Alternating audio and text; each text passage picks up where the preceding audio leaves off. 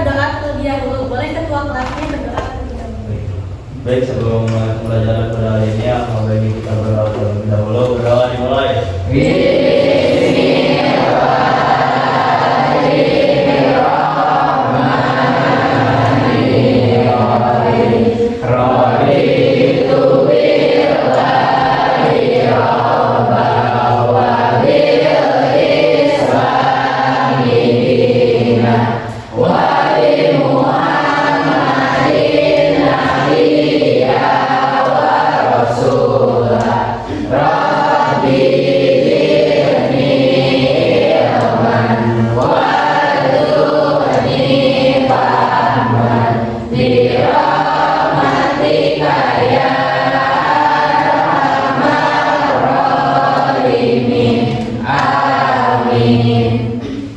Tadi udah berdoa ya, gimana sekarang udah semangat untuk belajar? Semangat. Bu absen dulu ya.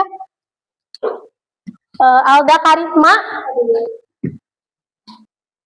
Alutpia Widjan Diana, Amira Azahra, Anggita Pratiwi,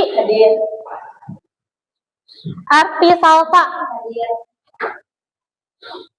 Dimas Rizal, Gina Nabila, Ibdal Dharma Julianti, Irma Rahmatul Jannah, Jihan Ulfianti, Kaila Royani, Khairul Zaman, Mahardika Cipta. Baik. Nah, berarti semuanya ada 43 orang ya. Tapi pada pelajaran hari ini, kira-kira ada yang masih ingat nggak kemarin kita belajar tentang apa? Ya, kemarin kita membahas tentang Hindu Buddha. Di Hindu Buddha ada apa aja? Ada kerajaan. Terus ada apa lagi? Proses masuknya. Terus ya sistem kasta. Oh iya. Ya, sistem kasta. Terus dewa siapa aja?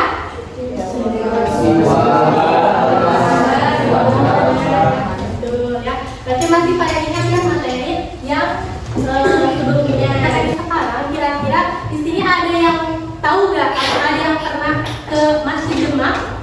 Ada yang pernah? Belum. Ya. Atau pernah mengikuti tradisi Maulid Nabi? Pernah? Terus ada yang pernah ikut tahlilan? Ya. Nah, itu tuh merupakan bagian gitu dari perkembangan agama Islam di Indonesia. Sampai saat ini kita bisa beragama Islam, kira-kira dibawa oleh siapa nih? Ada yang tahu? Wali Oh, terus selain Wali Songo?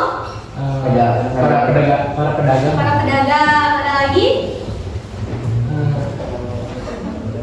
Ada teori-teori sih. Ya, teorinya. Jadi yang pertama kali masuk ke Indonesia itu salah satunya ada dibawa oleh para pedagang. Kita nebak ya, materi sekarang kita akan membahas tentang perkembangan agama dan budaya Islam di Indonesia.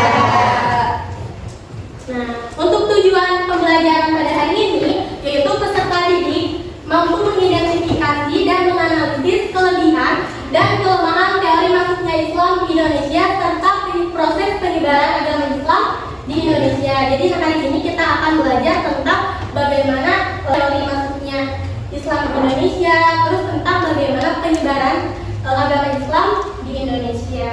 Untuk menambah konsentrasi gitu ya, kita ice breaking dulu, boleh? Boleh. Nah, ice breaking-nya itu seperti ini. Kalau misalkan ibu bilang pagi, berarti ditepuk 1. Kalau misalkan siang, berarti kalian tepuk 2 kali. Nah, kalau misalkan malam, itu juga ada suaranya, jadi suara angin. Siap? Ya. Mengerti? Ya, kita mulai ya. Oke, siap? Ya. Nggak ada yang tidur? Siap konsentrasi semuanya? Ya. Tepuk pagi, tepuk siang, tepuk malam, tepuk pagi,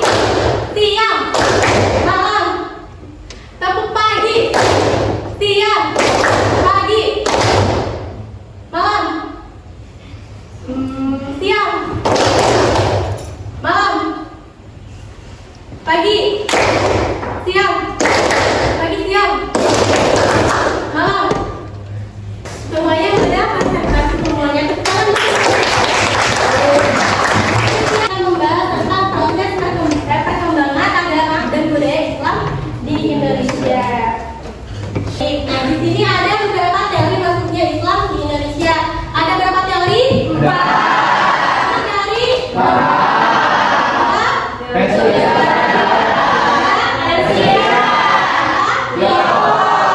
Kalau teori buka kira-kira munculnya Islam tahun berapa? Abad berapa? Abad ke-7. Kalau teori Tiongkok 7 sampai 13. tuh ya. Kalau teori sejarah 13. Kalau teori Persia 13 ya. Betul. Itu adalah 4 teori tentang bagaimana masuknya Islam di Indonesia. Oke, selanjutnya kita ke teori yang pertama ya. Nah, teori yang pertama adalah teori Mekah. Ya, teori ini tuh dikemukakan oleh William Mekah dan juga Arab gitu ya. Masuknya Islam ke Indonesia ini tuh dibawa oleh para pedagang pada abad ke-7 Masehi. Tapi selain para pedagang, menurut teori Arab ini tuh mereka sekaligus menyebarkan agama Islam. Ya tuh, ini adalah contoh ilustrasi gitu ya bagaimana para pedagang Islam ini tuh bisa berinteraksi dengan penduduk lokal. Nah, bukti dari adanya teori ini yaitu adanya kesamaan mazhab Syafi'i. Kalau kita mazhabnya apa? Ada yang tahu? Mazhab apa? Syafi'i ya, kita mengikuti pemerintah yaitu di mazhab Syafi'i ya. Nah, hal tersebut yang membuktikan gitu ya adanya persamaan antara yang ada di Arab dengan yang ada di kita di Indonesia. Lalu selanjutnya ada perkampungan Islam. Perkampungan Islam di pantai barat Sumatera pada tahun 1674 Masehi. Jadi di pesisir itu mereka kayak berinteraksi dan membuat suatu perkampungan Islam di pantai barat Sumatera gitu ya. Nah, lalu selanjutnya kita akan membahas tentang teori Gujarat. Gujarat di mana? India. Betul ya, teori Gujarat itu ada di India. Kan bahwa Islam datang ke Indonesia ini tuh pada abad ke-13 ya. Nah, menurut teori Gujarat gitu ya. Nah, para pedagang dari India yang sudah masuk Islam ini tuh datang ke wilayah timur termasuk di Indonesia untuk berdagang sekaligus untuk menyebarkan agama Islam. Kira-kira bukti dari teori Gujarat ada apa? Nisan, betul ya. Untuk bukti dari teori Gujarat ini tuh ada batu nisan. Batu nisannya Sultan Malik As-Saleh. Siapa Sultan Malik As-Saleh? Ada yang tahu? Pasai. Betul ya, Raja Samudra Pasai. Yang ini yang makam Malik As-Saleh, yang itu adalah Maulana Malik Ibrahim. Adalah pemakaman yang ada di Gujarat. Jadi hal tersebut yang menjadi salah satu bukti gitu kenapa adanya teori Gujarat. Nah, ini yang di Gujarat yang kita. Oke, selanjutnya kita akan ke teori Persia. Teori Persia itu di mana? Di Kalau saat ini Iran. di Iran ya. Nah, betul ya. Hal tersebut teori ini dikemukakan oleh Hussein Jazadiningrat dan Umar Amir Hussein. Nah, menurut mereka gitu ya bahwa Islam datang ke Indonesia ini tuh dibawa oleh pedagang dari Persia atau dari Iran ya. Ini untuk bukti pendukungnya ini tradisi tabut yang ada di daerah Sumatera dan itu yang ada di Persia ya, yang ada di Iran itu ada yang namanya tradisi ya. Oke, nah selanjutnya kita lihat nih bagaimana prosesi gitu ya, prosesi dari prosesi tabut, tradisi tabut tersebut ya. Boleh disimak videonya ya, diperhatikan.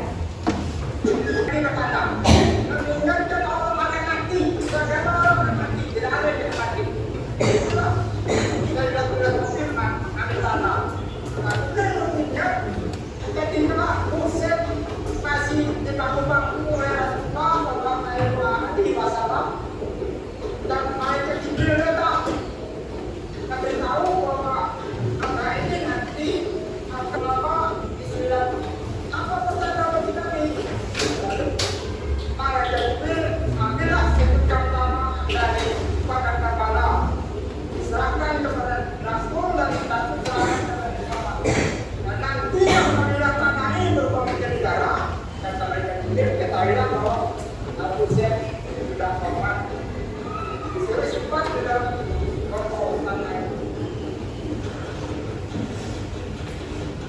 Tradisi tabur itu sudah ada sejak 1685 tahun silam dan bahkan dijalani oleh Syekh Ahmad yang dikenal oleh masyarakat Bengkulu sebagai imam setuh.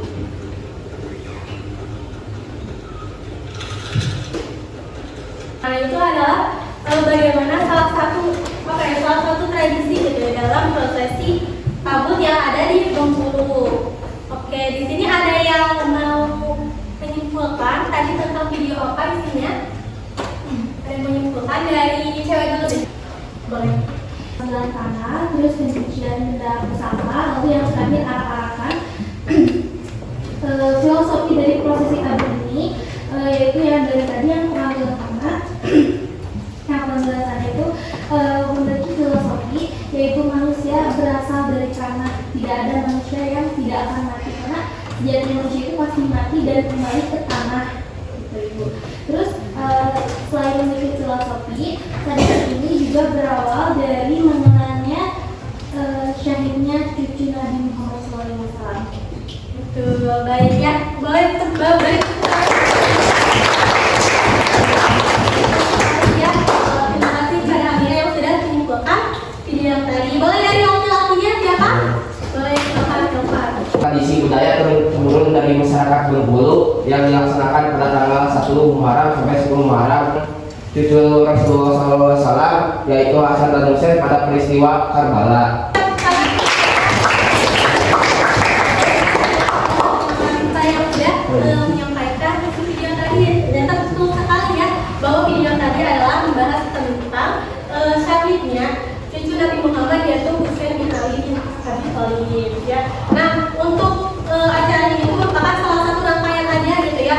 Untuk rangkaiannya ada 10 rangkaian dilaksanakan dari mulai tanggal 1 sampai 10 Muharram. Itu untuk prosesi tabut ya. Lalu selanjutnya ada teori Tiongkok yang dikemukakan oleh Slamet Mulyana. Di Indonesia itu khususnya di Pulau Jawa melalui peran para pedagang atau perantau dari Tiongkok pada abad ke-15 hingga ke-16. Punya adanya masjid berarsitektur Cina, ada masjid Cengho di Surabaya. Jadi kalau kalian mau ke Surabaya gitu ya, mau lihat salah satu bukti peninggalan Islam, itu bisa datang ke masjid Cengho ya. Di sana itu arsitekturnya tuh berbentuk China, tapi dalamnya masjid ya. Nah seperti itu. Terus Raden Patah juga merupakan keturunan dari Tiongkok. Satu proses penyebaran Islam di Indonesia ada 6 proses. Ya, yang pertama ada kedua pernikahan, tiga pendidikan, empat politik, kelima kesenian, enam tasawuf. Oke ya, itu adalah proses bagaimana Islam datang ke Indonesia. Ada 6 proses.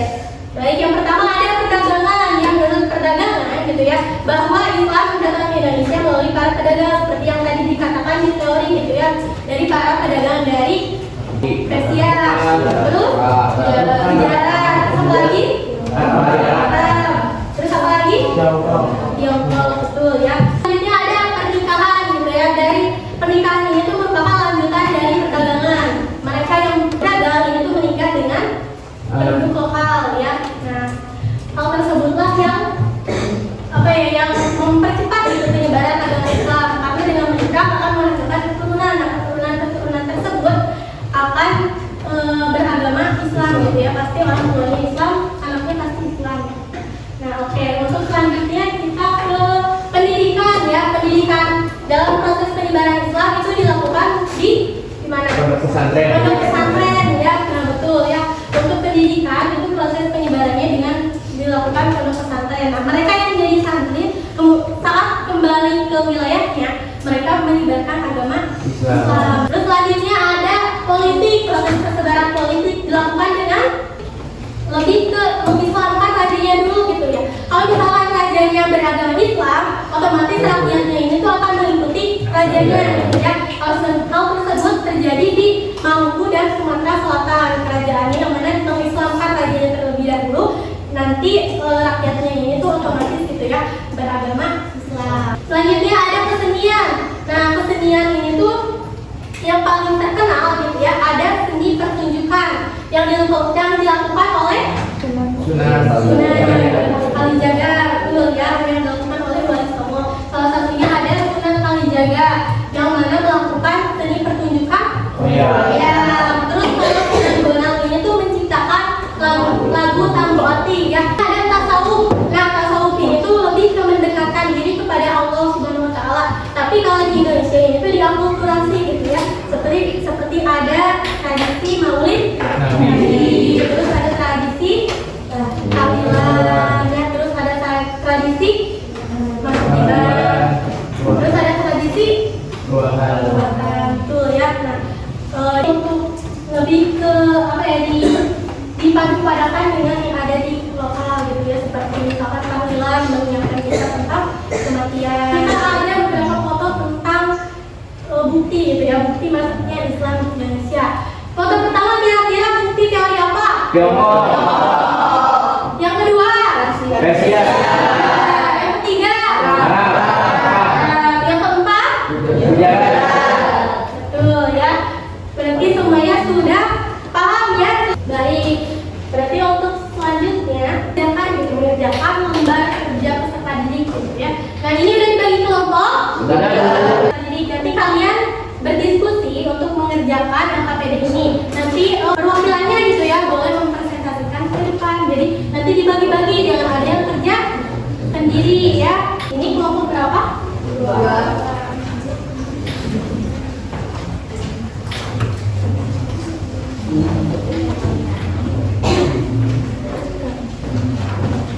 Kalau ada yang ditanyakan boleh ya ditanyakan.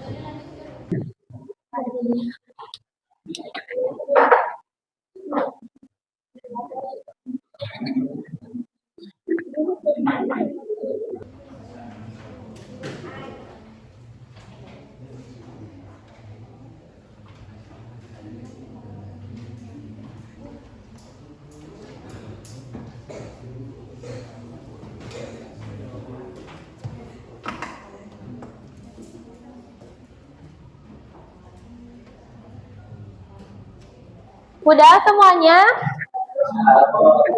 Nah, yang udah kelompok mana? 3 udah.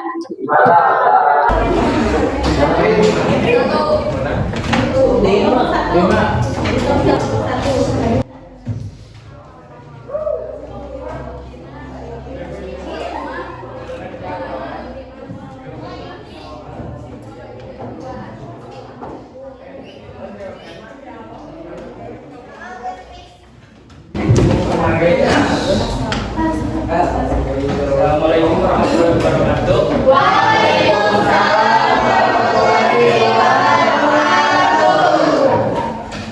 Nama saya Muhammad Pertama dan kelompok dari perwakilan dari kelompok 1 ini mempresentasikan hasil kerja kelompok kami. Indonesia karena bukti sejarah yang terbatas dan perbedaan pendapat para ahli dalam menafsirkan sumber sejarah. Bagaimana perdagangan menjadi sarana utama penyebaran Islam di Indonesia, terutama jalur internasional Nusantara terletak di jalur perdagangan laut yang strategis, membuat para pedagang muslim dari Arab, Persia dan India juga dan berinteraksi dengan penduduk warahmatullahi wabarakatuh.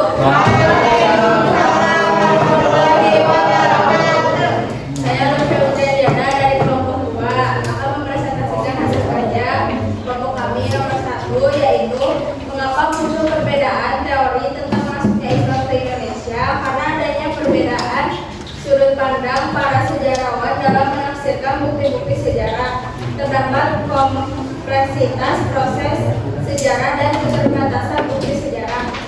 Wassalamualaikum warahmatullahi wabarakatuh.